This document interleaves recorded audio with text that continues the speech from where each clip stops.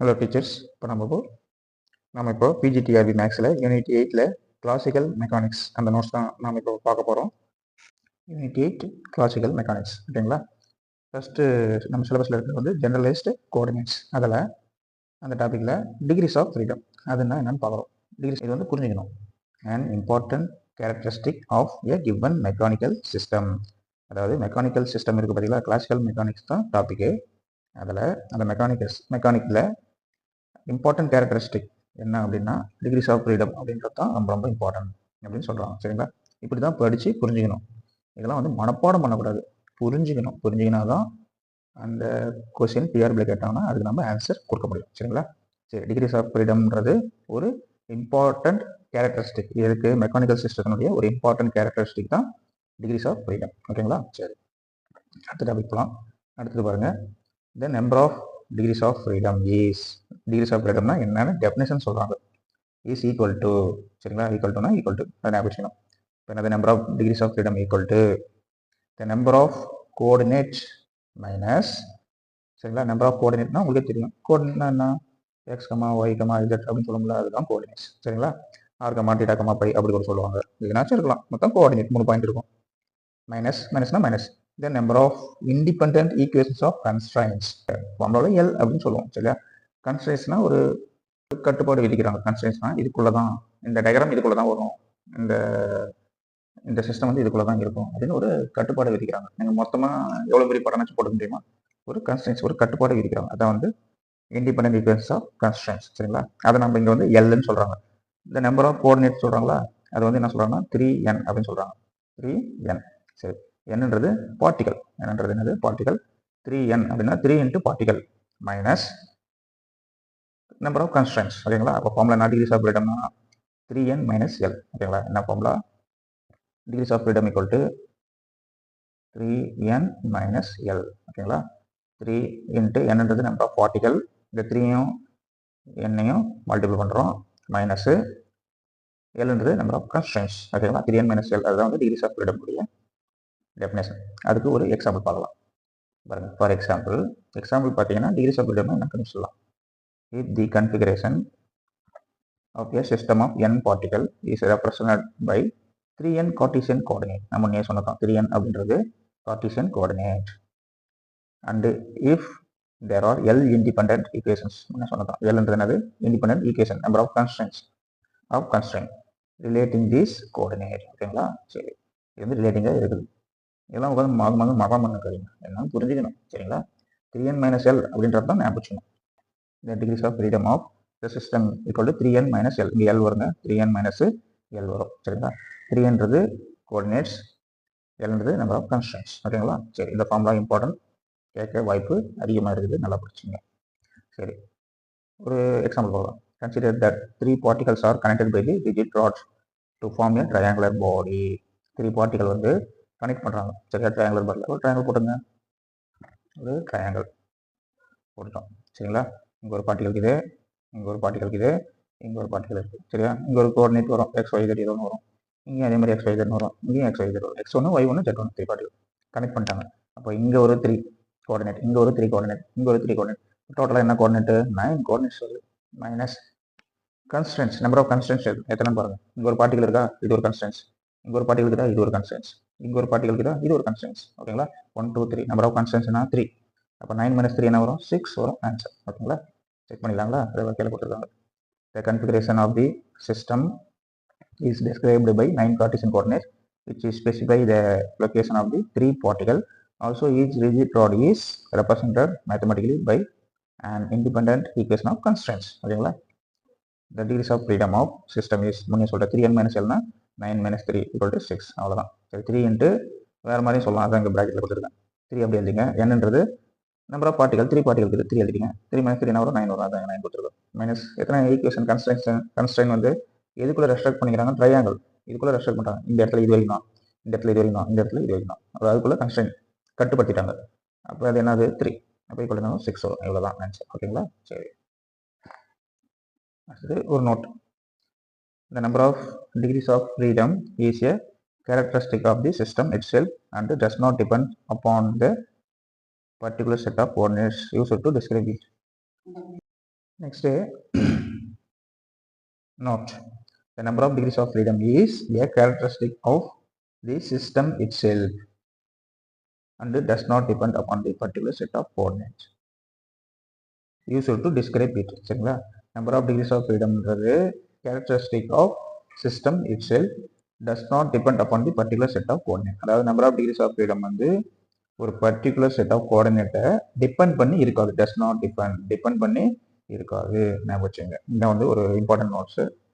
Number of degrees of freedom is does not depend set of coordinates, particular set of coordinates. சரிங்களா? இப்படி தான் மனப்பாடம் பண்ணணும், மொத்தமாக படிக்கக்கூடாது. சரிங்களா? நான் வந்து ஃபுல்லாக எக்ஸ்பிளைன் பண்ணலைங்க, சும்மா உங்களுக்கு மைண்டில் நிற்கிறதுக்கு ஒரு 2-3 மாதத்துக்கு நிற்கிறதுக்கு தான் சொல்லுங்கிறேன். பர்மனெண்ட்டாக நம்ம நிற்கிற ஐடியா சொல்லலை. 2-3 மாதத்துக்கு உங்கள் மைண்டில் நிற்கணும், அதுக்காக தான் நான் எக்ஸ்பிளைன் பண்ணுறேன். நான் சொல்கிறத சும்மா காதில் கேட்டிங்கனாவே போதும். சும்மா பேசுகிற மாதிரி ஒன்றுமே பேசலை, சும்மா படிச்சுட்டு போகிறாரு அப்படின்னு கூட நீங்கள் நினைக்கலாம். சும்மா படிச்சுட்டு போகிறதாவே இருக்கட்டும், சும்மா காதில் கேளுங்க. சரிங்களா? உங்களுக்கு தான் இது இதுன்றேன். சரிங்களா? எல்லாரும் கேட்டிங்களேன்னு தான் இது எக்ஸ்பிளைன் பண்ணுறேன். எல்லாம் எனக்கு எக்ஸ்பிளைன் பண்ணுற ஐடியாலாம் இல்லை, எல்லாரும் கேட்டிங்க, அதுக்காக தான் எக்ஸ்பிளைன் பண்ணுறேன். சரிங்களா? சரி, அடுத்தது ஒரு example. Configuration of a triangular body in the above example might be specified by giving the 3 Cartesian coordinate. எத்தனை கார்டீசியன் கோஆர்டினேட்டு? 3ங்க. சரிங்களா? 3 கார்டீசியன் கோஆர்டினேட் என்ன? x, y, z. அவ்வளோதான், 3 கார்டீசியன் கோஆர்டினேட். அப்படின்னா முடிஞ்சிருச்சு. Arbitrary of an arbitrary point in the body and also a set of 3 Eulerian angle. அங்கே ஒரு Cartesian coordinate x, y, z. இங்கே 3 Eulerian angle. இங்கே ஒன்று, எதனா ஒன்று. r, θ, பைன்னு வச்சுங்க. ஆங்கிள் முத்துறாங்களா, அதனால r, θ, பை. அங்கே ஒரு 3, இங்கே ஒரு 3, மொத்தம் 6. ஓகேங்களா? அந்த 3n அப்படின்ற இடத்துல 6ன்னு எழுதணும். சரிங்களா? n-க்கு 6 இல்லைங்க, n அப்ளை பண்ணால் 2 அப்ளை பண்ணணும். 3 × 6 அந்த மாதிரி மீனிங். சரிங்களா? சரி, அடுத்தது டிஸ்கிரைபிங் இட்ஸ் ஓரியன்டேஷன். ஓகேங்களா? இந்த r, θ, பை தான் ஓரியன்டேஷன் சொல்கிறாங்க. இன் திஸ் ஓரியன்டேஷன் ஆங்கிள்ங்க. In this case there are 6 Cartesian coordinate. அதான் சொல்லிட்டேன். x, y, z ஒரு 3 கார்டீசியன் கோஆர்டினேட், r, θ, பை அது ஒரு 3 கார்டீசியன் கோஆர்டினேட், மொத்தம் 6 கார்டீசியன் கோஆர்டினேட். இதுலேருந்து நம்பர் ஆஃப் கன்ஸ்ட்ரெயின்ஸை மைனஸ் பண்ணணும். நோ கன்ஸ்ட்ரெயின்ஸ், அப்போ 0. 6 - 0 என்ன வந்துடும்? 6ன்னு வந்துடும். ஓகேங்களா? சரி, which again gives 6 degrees of freedom. அவ்வளோதாங்க ஆன்சர். ஓகேங்களா? இந்த மாதிரி கணக்கெல்லாம் கேட்கறதுக்கு வாய்ப்பு இருக்குது, நல்லா படிச்சுங்க. ஓகேங்களா? கார்டீசியன் கோஆர்டினேட் 3 கொடுத்துருந்தாங்க, x, y, z. ஓரியன்டேஷன் அது ஒரு 3 கொடுத்துருந்தாங்க, r, θ, பை அது மாதிரி ஞாபகம் வச்சுங்க. கரெக்டாக சொல்லலைங்க, உங்களுக்கு மைண்ட் நிற்கிறதுக்கு ஒன்று சொல்கிறேன். மொத்தம் 6 கார்டீசியன் கோஆர்டினேட் மைனஸ் இங்கே தான் நோ கன்ஸ்ட்ரெயின்ட் கொடுத்துட்டாங்களே, அப்போ என்ன வரும்? L வந்து 0, அப்போ 6 - 0 6. சரிங்களா? ஃபார்முலா படி பார்த்தீங்கன்னா 3n 3 × Cartesian coordinate 2, x, y, zன்றது 1, r, θ, பைன்றது 1. அப்போ 3 × 6 அதான் மீனிங். ஓகேங்களா? நீங்கள் எப்போ நினச்சி ஞாபகம் வச்சுக்கலாம். சரிங்களா? அடுத்தது கன்ஃபியூஸ் ஆகிக்கூடாது. சரிங்களா? ஒரு இடத்துல கன்ஃபியூஸ் ஆச்சுன்னா அந்த இடத்துல விட்டுட்டு அடுத்த டாபிக் போய் படிச்சுன்னு உட்காந்துக்கணும். ஒரே இடத்துல சுற்றிக்கின்னு டைம் வேஸ்ட் பண்ணி உட்காந்துக்கூடாது. சரிங்களா? ஒரு இடத்துல டவுட்டாக இருந்துச்சுன்னா அந்த இடத்துல பென்சிலில் ஒரு மார்க் பண்ணிவிட்டு, எப்பயுமே பென்சில் வச்சுக்கணும் பக்கத்தில், ஒரு மார்க் பண்ணிவிட்டு அந்த இடத்த விட்டுட்டு அடுத்த இடத்துக்கு போயிடணும். அடுத்தது படிச்சுனே இருக்கணும், ஃபுல்லாக படிக்கணும், சாப்டர் ஃபுல்லாக படிக்கணும். சரிங்களா? எந்த இடத்துல டவுட் வருதோ அதெல்லாம் மார்க் பண்ணணும், திருப்பி இன்னொரு டைம் படிக்கணும், திருப்பி இன்னொரு டைம் படிக்கணும். இப்போ வரைக்கும் பார்த்தீங்கன்னா நீங்கள் ஒரு 20 டைமாவது படிச்சிருக்கணும். இந்த மாதிரி தான் லாஸ்ட் வரைக்கும் 10 யூனிட்டுமே 20 டைம்ஸ் நீங்கள் படிச்சுட்டே இருக்கணும்.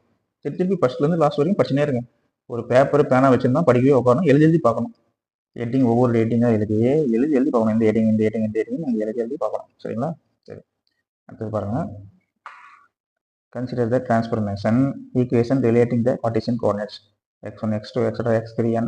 இது வந்து Cartesian coordinateங்க. இது to the generalized coordinate, the q1, q2, etc. q1 அப்படின்றது generalized coordinate. சரிங்களா? சரி, as follows. generalized coordinateனா எப்படி இருக்கும் அப்படின்றத டெஃபினேஷன் தான் இது. சரிங்களா? x1 = x1ன்றது Cartesian coordinate, அது ஈக்குவல் டு என்ன வரும்? x1 × q1, q2, etc. q1, t. tன்றது time. டைமை பொறுத்து தான் இயங்குது எல்லாமே. மெக்கானிக்ஸ் அப்படின்னாவே டைம் பொறுத்து. இந்த டைமில் இது, இந்த டைமில் இது, இந்த டைமில் இது அப்படின்றது தான். அதனால இந்த டைம்ன்றது கூட வருது. ஓகேங்களா? இந்த q1, q2, etc. q1ன்றதுலாம் என்னது? Generalised coordinate. ஓகேங்களா? சரி, x3n கொடுத்துருக்காங்க. அப்போ x3n of q1, q2, etc. q1, t. ஓகேங்களா? சரி, இதெல்லாம் உட்காந்து மனமாக புரிஞ்சுக்கிறோம், ஒரு டைம் படிக்கிறோம். சரிங்களா? இதெல்லாம் உட்காந்து மனமாக பண்ணிக்காதீங்க. ஒரு டைம் அப்படியே ரஃபாக எழுதி பாருங்க, ஒரு பேப்பரில் எழுதி பாருங்க, அவ்வளோதான். அதுக்கு ஒரு எக்ஸாம்பிள். சரிங்களா? ஜெனரலைஸ் கோஆர்டினேட்னா என்னன்னு ஒரு example. Let us take a simple example of transformation from Cartesian to generalized coordinate. Cartesian coordinate இருந்து x1 x2 இருந்து generalized coordinate எப்படி மாறுது, q1 q2 எப்படி மாறுது அப்படின்றதுக்கு ஒரு எக்ஸாம்பிள். Cartesian coordinateன்றது நம்ம சின்ன வயசுல இருந்து படிச்சது தான், x y z. அதுதான் generalized coordinate அப்படின்றது தான் நம்ம பிஜி மேக்ஸ்ல படித்தோம். யூஜிலையும் நிறைய பேர் படிச்சிருக்கீங்க, பிஜிலையும் படிச்சிருக்கோம். அதை பற்றி தான் இப்போ படிக்கிறோம். சரிங்களா? ஏற்கனவே படிச்சதை ரீகால் பண்ணுறோம், அவ்வளோதான். கன்சிடர் ஏ பார்ட்டிகல், ஒரு particle which is constrained to move on a fixed circular path of radius a. இங்க ரேடியஸ் வந்து ஏன்னு கொடுத்துருக்காங்க, ஞாபகம் வச்சுங்க. சரி, இப்போ அவங்க கொடுத்தது டயக்ராம்லாம் போடலாமா? டயக்ராம் போட்டாச்சு. இங்கே பாருங்க, இது x1, இது x2. யூஸ்வலாக நம்ம x yன்னு குறிப்போம், xy பிளேன் குறிப்போம். x1 x2 பிளேன் கொடுத்துருக்காங்க. சரிங்களா? xy பிளேன் அப்படின்னு சொல்லுவோம். இது x1 x2 பிளேன். ஓகேங்களா? இங்கே பார்த்தீங்கன்னா q1 கொடுத்துருக்காங்க. q1ன்றது தீட்டா, தீட்டாவை q1 கொடுத்துருக்காங்க. அது ஒரு ஜெனரலைஸ்ட் கோஆர்டினேட். இங்கே ஒரு q2ங்குது, அது ஒரு ஜெனரலைஸ்ட் கோஆர்டினேட். ஓகேங்களா? இங்கே பார்த்தீங்கன்னா இது வந்து q, அந்த q1ன்றது தான் a. இங்கே q1ன்றது தான் ஏன்னா ரேடியஸ் ஏன்னு கொடுத்துருக்காங்க. இந்த சென்டர்லேருந்து இங்கே வரைகிறோம், அது என்னது a. சரிங்களா? q1 ஒரு ஜெனரலைஸ்ட் கோஆர்டினேட், q2 ஒரு ஜெனரலைஸ்ட் கோஆர்டினேட். ஓகேங்களா? சரி, பார்க்கலாம் என்ன ஆன்சரு அந்த கொஸ்டினுக்கு. என்ன answer? Equation of constraint is, இதுதான் ஆன்சர். எப்படி சார் டைரெக்டாக எப்படி எழுதிப்பீங்க அப்படின்னு நல்லாவே தெரியுங்க. X square plus y square equal a square. இதுதான் வந்து ஈக்குவேஷன் ஆஃப் சர்க்கிள். சென்டர் வந்து ஆர்ஜினாங்க. Equation of circle x square plus y square equal a square. இதுதான் ஃபார்முலா. அதான் எழுதுறாங்க. x1 square plus x2 square equal to a square. xy plane எடுத்தோம்னா இது x1 x2 தான் நம்ம இப்போ எடுத்துக்கிறோம். அப்போ x1 square plus x2 square equal to a square வரும். அந்த ஏ ஸ்கொயர் எடுத்துட்டு இந்த பக்கம் ரூட் போட்டுருக்கோம், அவ்வளோதான். சரிங்களா? சரி, let a single generalized coordinate q1. சரிங்களா? q1ன்றது generalized coordinate முன்னே சொல்லிட்டேன். q2 generalized coordinate which is the polar angle. முன்னே சொல்லிட்டேன், q1 ஆங்கிள்னு சொல்லிட்டேன். represent the 1 degrees of freedom. q1ன்றது என்னது? 1 degrees of freedom. இப்போ q1 எங்க இருக்கு? இங்க பார்க்கணும். சரிங்களா? அது என்னது? 1 degrees of freedom. ஞாபகம் வச்சுங்க. This coordinate q1 can be varied freely without violating the constraint. ஓகேங்களா? அது வந்து ஃப்ரீயா இருக்குது, அவ்வளவுதான். வித்தவுட் கன்ஸ்ட்ரெயின்ட், எந்தவித கன்ஸ்ட்ரெயின்ட்டும் இல்லாம அது வந்து ஃப்ரீயா இருக்குது. விட்டுருங்க, அதை ஃப்ரீயா இருக்கிறது விட்டுருங்க, டிஸ்டர்ப் பண்ணாதீங்க. இதெல்லாம் ஒரு செம்ம இது. நம்ம படிக்கும்போது இப்படி படிச்சோம்னா மறக்காது, அதுக்காக சொல்றோம். சரிங்களா? இது என்ன சரி, இது எக்ஸ்பிளைன் சார் இல்லை, சும்மா இந்த மாதிரி ஞாபகம் வச்சுக்கிங்கன்னா மறக்காது. காமெடியா ஏதாவது ஞாபகம் வச்சுக்கிங்கன்னா மறக்காது. ஐஏஎஸ் பாஸ் பண்றவங்க, ஐபிஎஸ் பாஸ் பண்றவங்க இந்த ஆப்ஷன்லாம் ஞாபகம் வச்சுக்கிறதுக்கு, டிஎன்பிஎஸ்சி குரூப் எக்ஸாம் பாஸ் பண்றவங்க இந்த மாதிரி தான் ஏதாவது ரிலேட் பண்ணிக்குவாங்க. அதெல்லாம் நம்ம ரிலேட் பண்ணிக்கிறோம். ஓகேங்களா? நம்ம ஒன்றும் டிஸ்கிரிப்டிவ் எழுத போகிறதில்ல, ஆப்ஷனுக்கு ஆன்சர் குறிக்க போகிறோம், அவ்வளோதான். சரி, let us define a second generalized coordinate. First generalized coordinate சொல்லியாச்சு, என்னது? Theta. Theta. Second generalized coordinate q2. First generalized coordinate q1ன்றது என்னது? தீட்டா, ஆங்கிள் சொல்லியாச்சு. செகண்ட் ஜெனரலைஸ்ட் கோஆர்டினேட் q2ன்றது என்னன்னா கான்ஸ்டன்ட். என்ன கான்ஸ்டன்ட்? ஏ, அதாவது ரேடியஸ் ஏ. ஓகேங்களா? படத்தில் பாருங்க, டீட்டெயிலாக கொடுத்துருக்கேன். q1ன்றது தீட்டா, q2ன்றது என்னது? ரேடியஸ். ஓகேங்களா? ஏ ரேடியஸ்னா இங்கே ஏன்னு கணக்கு கொடுத்துருவாங்க. ஆறுன்னு கொடுத்தாங்கன்னா 6. சரிங்களா? 6 கூட கொடுப்பாங்க, வேற மாதிரி கேட் கூட கொடுப்பாங்க. சரிங்களா? இது நீங்கள் படிச்சிங்கனாவே எப்படி சார் கொஸ்டின் கேட்பாங்க? நீங்கள் படிக்கிற வேலை தான் நம்ம வேலை. கொஸ்டின் கேட்குறத அவங்க எப்படின்னாச்சும் கேட்கட்டும். நீங்கள் படிச்சிங்கன்னா கொஸ்டினுக்கு ஆன்சரு தானாக உங்கள் மைண்டுக்கு வந்துடும். சரிங்களா? எப்படி சார் வரும்? வரும். உங்களுடைய சப்கான்சியஸ் மைண்டில் அந்த கொஸ்டினுக்கான ஆன்சர் வந்து சொல்லும், உங்கள் மைண்ட் வந்து சொல்லும். நீங்கள் தரவாக படிச்சிங்கன்னா, ரிப்பீட்டடாக படிச்சுனே இருந்தீங்கன்னா, அரைகுறையாக படிச்சிங்கன்னா எக்ஸாம் முடிச்சு வெளியே வந்தீங்கன்னா தான் ஞாபகம் வரும். தரவாக படிச்சிங்கன்னா எக்ஸாம்லேயே ஞாபகம் வரும். சரிங்களா? எப்பயுமே யூஸ்வலாக ஒரு எக்ஸாம் எழுதிட்டு வெளியே வந்தீங்கன்னா எல்லாமே ஞாபகம் வரும். ஓகேங்களா? அது வந்து நம்மளுடைய மைண்டு. ஏன்னா அதுக்கு காரணம் அரைகுறையாக படிக்கிறது தான் காரணம். ஒரு கொஸ்டினை நீங்கள் படிச்சுட்டு 2 மணி நேரம் இல்லைனா 1.5 மணி நேரம் கழிச்சு அதுக்கான ஆன்சர் உங்கள் மனசுக்கு வரும், சப்கான்சியஸ் மைண்டில் வந்து உங்களுக்கு ஞாபகத்துக்கு வரும். அதுக்கு தான் எடுத்த உடனே கொஸ்டின் ஒரு டைம் படிங்க, கொஸ்டின் ஒரு டைம் படிங்கன்னு சொல்கிறது. நம்ம கொஸ்டினையே படிக்கிறதில்ல, கண்ணில் பார்க்குறோம், அதுக்கு என்ன ஆன்சர், அதுக்கு என்ன ஆன்சர்னு மைண்டு போட்டு குழப்பிக்கினே இருக்கிறோம். கொஸ்டினை நல்லா ரீட் பண்ணிவிட்டு அப்புறம் ஆப்ஷனை பார்க்கணும். எடுத்தோடனே ஆப்ஷனை பார்க்கக்கூடாது. கொஸ்டின் நல்லா ரீட் பண்ணிவிட்டு ஆப்ஷன் பாருங்கள், ஆன்சர் தெரியலையா அடுத்த கொஸ்டினுக்கு போங்க, அடுத்த கொஸ்டினுக்கு போங்க. அடுத்த கொஸ்டின் தெரியும் ஆன்சர், அதை குறிங்க. அது அடுத்த கொஸ்டின் ஆன்சர் தெரியும், அதை குறிங்க. சரிங்களா? ஒரு 10-20 கொஸ்டின் தாண்டிட்டு திருப்பி அந்த தெரியாத கொஸ்டின் வாங்கினா அந்த கொஸ்டின் ஆன்சர் வரும். ஏன் எப்படி சார் வரும்? 1/2 hour விட்டிங்கன்னா அந்த கொஸ்டினுக்கான ஆன்சர் நம்ம மூளையில் மைண்டில் தேடும். உள்ள தேடி கம்ப்யூட்டரில் ஆன்சர் ஏஐ தேடி வர அந்த மாதிரி நம்ம மூளை வந்து தேடும். ஏஐ விட ஃபாஸ்ட்டானது நம்ம மூளை. அந்த மூளை உள்ளே போய் ஆன்சருக்கு நம்மளுக்கு கொண்டு வந்து கொடுக்கும். ஓகேங்களா? அதுக்கு தான் கொஸ்டினை நல்லா படிங்க அப்படின்னு சொல்கிறோம். சரிங்களா? சரி, அடுத்து போகலாம். அதுலேயே ஒன்றும் இருக்குது. Q1 Q2 சொல்லியிருக்கோம். சரிங்களா? Q1ன்றது தீட்டான்னு சொல்லிட்டோம், Q1னா தீட்டான்னு சொல்லிட்டோம், Q2னா ரேடியஸ் ஏன்னு சொல்லிட்டோம். ஓகேங்களா? இதுதான் ஜெனரலைஸ் கோஆர்டினேட். அவ்வளோதான். x1 equal to q2 cos q1, x2 equal to q2 sin q1. ஓகேங்களா? இப்போ ஏன் sir x1 x2 equal to q2 cos q1 q2 cos sin q1 எழுதுகிறீங்க? வேறு மாதிரி எழுதக்கூடாதா? அப்படி தான் நம்ம எடுத்துக்கணும். எப்படி எடுத்துக்கணும்? x equal to r cos theta, y equal to r sin theta. இதெல்லாம் ஜெனரலைஸ் கோஆர்டினேட்டு. x y நம்ம இப்படி தானே மாற்றுவோம். காம்ப்ளெக்ஸ் நம்பரில் படிச்சிருக்கோம்ல. ஆறுன்றது நம்ம என்ன சொல்லிட்டோம்? இந்த ஆரையும் இந்த ஆரையும் q2 தானே சொல்லிட்டோம். q2 தானே. அப்போ இந்த இடத்துல என்ன வரும்? q2 தான் வரும். cos theta, thetaன்றது என்னன்னு சொல்லிட்டோம்? Q1 sin theta, theta என்னது? Q1. அப்போ x1 equal to plan xy plan இல்லையே, x1 x2 தானே. அப்போ x1 equal to q2 sin cos q1, x2 equal to q2 sin q1. Correct தானே? ஓகேங்களா? இது ஏதாவது யோசிக்கணும், திங்க் பண்ணணும். பார்த்தீங்கன்னா உட்காந்து என்ன இது ஸ்டெப் எப்படி வந்துச்சுன்னு யோசிக்கணும். இப்படியே பார்த்துனா வராது. இது எங்கே நாம இதுக்கு முன்னாடி படிச்சுன்னு வரோம் அப்படின்னு பார்த்து படிக்கணும். ஓகேங்களா? இந்த Jacobian of this transformation is, சரிங்களா? இது ஜெக்கோபியன் ஃபார்முலா. இது நம்ம யூஜியில் படிச்சுன்னு வரோம். சரிங்களா? இது மனப்பாடம் பண்ணணும். மனப்பாடம் பண்ணணும்னா ரொம்ப மனப்பாடம் பண்ண தேவையில்லை. Doh of x1, x2, doh of q1, q2. மேலே வந்து x1 x2, கீழே வந்து q1 q2. இது உங்களுக்கு தெரிஞ்சது தானே. Doh x1 by doh q1. சரிங்களா? Doh x1 by doh q2. First line முடிஞ்சு.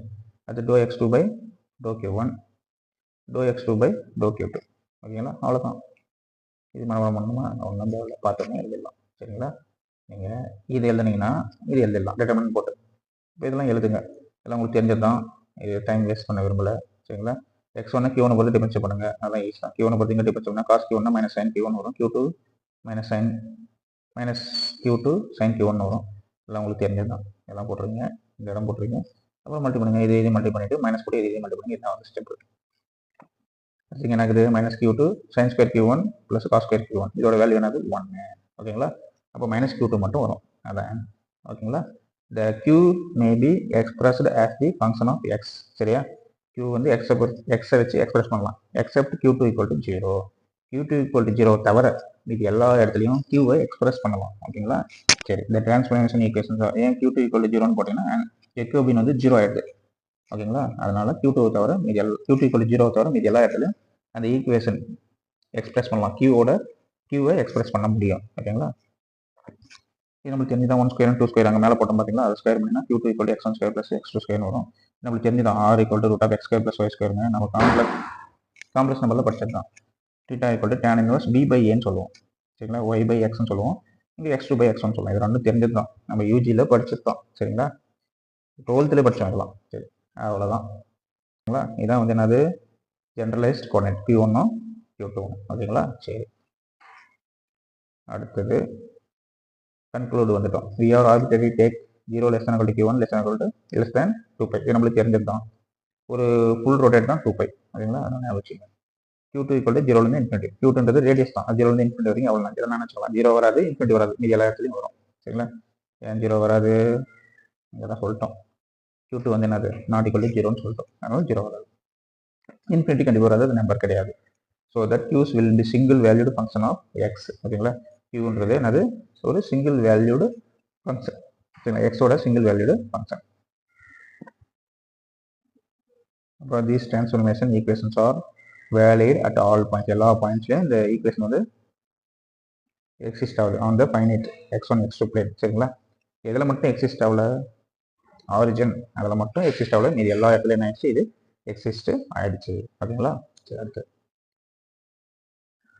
Generalised coordinate. ஏற்கனவே மீட்டிங் போட்டிருக்க ஜென்ரலைஸ்ட் கோஆர்டினேட்டு. சரிங்களா? The generalized coordinates of a material system are the independent parameter q1, q2, etc., qk, which completely specify the configuration of the system. அப்போ generalised கோஆர்டினேட்னா நீங்கள் என்ன ஞாபகம் வச்சுக்கிறீங்க? Configuration of தி சிஸ்டம்ன்றது ஞாபகம் வச்சுங்க. சரிங்களா? அது கேட்டாங்கன்னா அந்த ஆப்ஷனில் எதனா இருந்துச்சுன்னா அதை டிக் பண்ணலாம். The position of all its particles with respect to the frame of reference. Generalized coordinate என்ன? Position of all its particle, எல்லா பார்ட்டிகலினுடைய பொசிஷன் வித் ரெஸ்பெக்ட் டு எதை பொறுத்து? Position, frame of reference. ஓகேங்களா? ஒரு ஃப்ரேமில் நம்ம கொடுத்துருப்போம்ல, ஏதாவது ஃப்ரேமில் நம்ம கொடுத்துருப்போம், அதுதான் என்னது? Generalise coordinate. ஜெனரலைஸ் கோஆர்டினேட் என்னன்னா பொசிஷன், எல்லா பார்ட்டிகளினுடைய பொசிஷன் தான் ஜெனரலைஸ் கோஆர்டினேட். எதை பொறுத்து வித் ரெஸ்பெக்ட் டு எதை பொறுத்து, ஃப்ரேம் ஆஃப் ரெஃபரன்ஸ், நம்ம என்ன ஃப்ரேமில் கொடுத்துருக்கோமோ அதை பொறுத்து. ஓகேங்களா? சரி, அடுத்து கன்ஸ்ட்ரெயின்ஸ். Constrains R restriction. உடனே சொல்லிட்டு கன்ஸ்ட்ரெயின்ஸ்னா restriction imposed on the position or motion of a system. கன்ஸ்ட்ரெயின்ஸ்னா ஒரு பொசிஷன் இருக்கு, நம்ம ஒரு பார்ட்டிகல்லாம் இருக்கு, அதனுடைய பொசிஷனு இல்லைன்னா அது மோஷன் மூவிங் ஆகுது இல்லை, அது motion of a system because of geometrical condition. நம்ம ஒரு டயக்ராம் கொடுக்குறோம், அந்த டயக்ராமுக்கு ஒரு கண்டிஷன் ரெஸ்ட்ரிக்ட் பண்ணுறோம், அந்த ரெஸ்ட்ரிக்ஷன் தான் என்னது கன்ஸ்ட்ரெயின்ஸ். ஓகேங்களா? சரி, இது வரைக்கும் போதுங்க. இந்த பார்ட் 1ன்னு வச்சுங்க. அடுத்த பார்ட் 2 நான் உங்களுக்கு வீடியோ நான் போடுறேன். ஓகேங்களா? படிங்க, நான் டவுட் வந்து கேளுங்க. உங்களுக்கு பிடிச்சாதான், நீங்கள் நிறைய பார்த்தீங்கன்னா தான், உங்களுக்கு விருப்பமாக இருந்தால் தான் அடுத்த வீடியோ போட முடியும். ஓகேங்களா? ஏன்னா நீங்கள் எப்படி விருப்பறீங்கன்னு தெரியல, நம்ம நேரம் பேசிட்டு இருக்கிறான்னு நீங்கள் நினச்சிங்கன்னா அதுக்காக தான், வேற ஒன்றும் இல்லை. பாருங்கள், உங்களுக்கு எதனா டவுட்டாக இருந்து கேளுங்க.